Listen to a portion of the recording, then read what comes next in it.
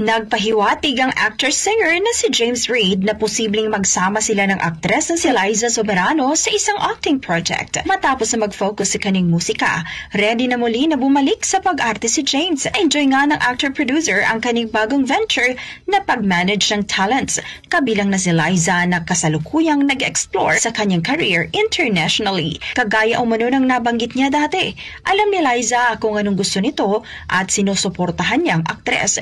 Ngayon raw ay nasa ibang bansa si Liza para sa isang audition at maraming projects ang nakalinyada sa aktres, kaya naman very proud siya para rito. Ready na raw si Liza na tumanggap muli ng acting projects matapos ang Hollywood debut movie nitong Lisa Frankenstein at ganun din siya. Ayon kay James, ready na siyang magkaroon ng acting comeback dahil na-miss niya din ito at napakalaking posibilidad at hindi malayong mangyari na sila'y magsama nga ni Liza sa isang pelikula very soon. Yan ang ating entertainment news. Alex Foraket, Tatak Oramen.